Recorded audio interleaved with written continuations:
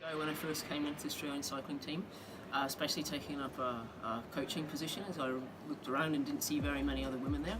And I know the story that had got me there had its challenges, and so I wanted to make use of my position to kind of leverage some change and just accelerate the process.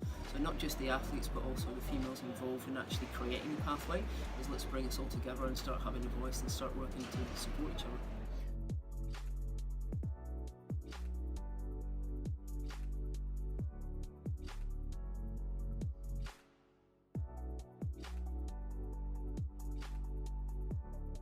Key things that I wanted to get across to the women in the room today. The first thing was the importance of environment and cultivating a positive environment, and how do we keep girls in sport. So 57% of girls will drop out of organised sport by the age of 24, which is pretty crazy, and we want more girls to participate in sport. You know, cycling is quite a social sport.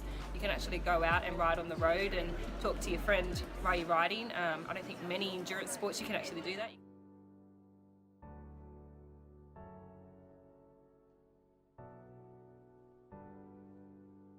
It was a great breakfast. Lynne, Munro and yourself putting that on with Anna and Carly and a great group of riders nationally. I think it's time that we get together as a group of female athletes and help each other, support each other. I'm not sure what the next step is, but I think that's the challenge to all of us, past and present riders, to keep momentum in cycling.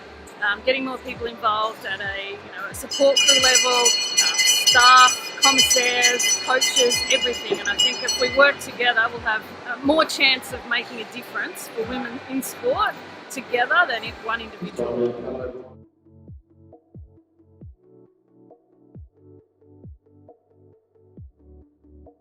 I've realised that there's a whole multitude of things that we can do to try and get more girls involved in sport, but also more people involved in the cycling fraternity, and that comes down to creating a better support system for our coaches, and for when we find that talent, where can they go and how can they thrive.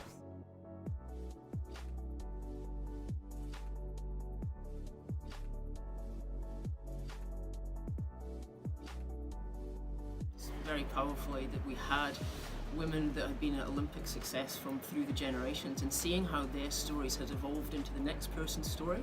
And so it's very easy for us to get to right now and say, yeah, things are doing pretty good, but we haven't actually then reflected on how we've got there.